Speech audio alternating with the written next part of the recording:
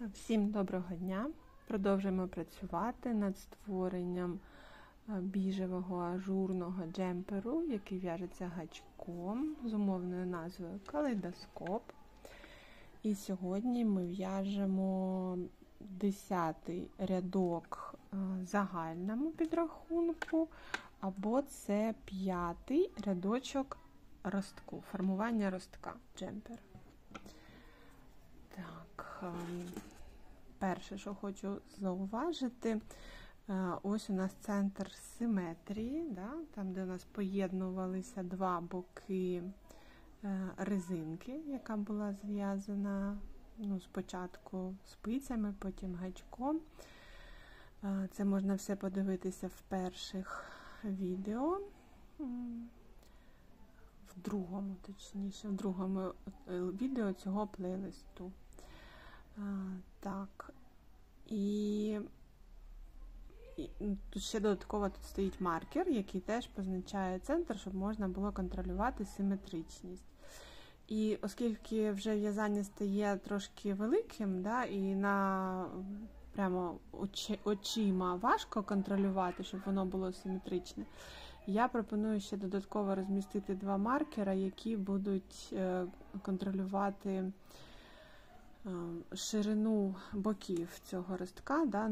Якщо його поділити на два, з цього боку і з цього боку, це лівий бік і правий бік ростка, щоб вони були абсолютно симетричні, рахуйте теж від початку, від центру ростка в першому рядку, да?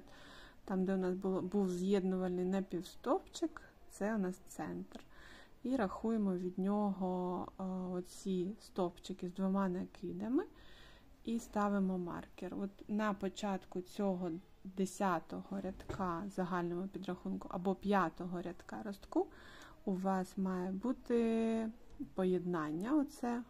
Після трьох стовпчиків, не стовпчиків, а з'єднувальних напівстовпчиків, у вас має бути поєднання, та петелька початкова, да, цього рядку, вона має бути на 20-му стовпчику. Перевірте себе. І так само відмітьте собі з іншого боку 20-й стовпчик з двома накидами, для того, щоб можна було, ось у мене неправильна петля, ось тут вона має бути, для того, щоб контролювати симетрію. Тобто тут ми починаємо, відмітили, і ми відмітили собі, де ми маємо закінчити цей 10-й рядок або 5-й рядок ростка. Що ми в'яжемо? Давайте подивимось на схему. Починається він у нас з якого боку? З цього, правильно. Отак у нас з'єднувані з'єднувальні напівстовпчики, якими ми просунулись трошки вперед, для того, щоб коректно почати. І далі 3 повітряні петлі, стовпчик без накиду в першу петлю перед останнім з'єднанням, там, де, це третя від гачка петля, сюди робимо стовпчик без накиду. Потім 3 повітряні петлі і стовпчик без накиду в арочку з однієї петлі. І далі цей фрагмент повторюється. 3 повітряні петлі, стовпчик без накиду в арочку з однієї петлі. 3 повітряні петлі. Так, у нас, по-моєму, 18 повторень. Давайте порахуємо. 1, 2, 3, 4, 5, 6, 7, 8, 9, 10, 11, 12, 13, 14, 15, 16, 17, 18 таких повторень. Потім знов 3 петлі і стовпчик без накиду в першу вільну петлю 5-го рядка, там, де у нас 2 стовпчики з 2 накидами. І 3 повітряні петлі і в третю від гачка петлю з'єднувальний стовпчик. Давайте це зробимо. Так, ось наша петелька. Ми робимо 3 повітряні петлі. І в третю від гачка, оцю пропускаємо, в третю стовпчик без накиду. Просто простий стовпчик. 3 повітряні петлі. І в арочку з однієї петлі стовпчик без накиду.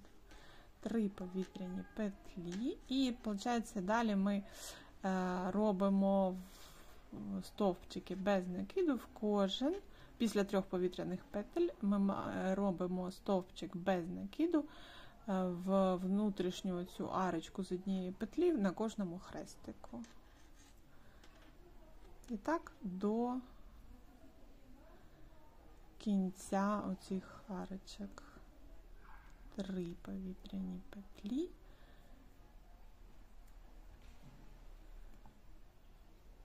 І стовпчик без накиду. 3 повітряні петлі, стовпчик без накиду в арочку хрестика, в центральну арочку хрестика, між стовпчиками. Так, до кінця. Так, цей 10-й рядок у нас парний, ізнанковий, тому от центр ми контролюємо з обличчя. У нас маркер, в принципі. Оскільки хрестик у нас співпадає, то, відповідно, і стовпчик центральний без накиду теж буде правильно. Тобто, головне просто в'язати всі стовпчики без накиду, які поєднують ці арочки з 3 петель, в середину хрестиків, в цю повітряну петлю, яка між 2 стовпчиками перехрещеними.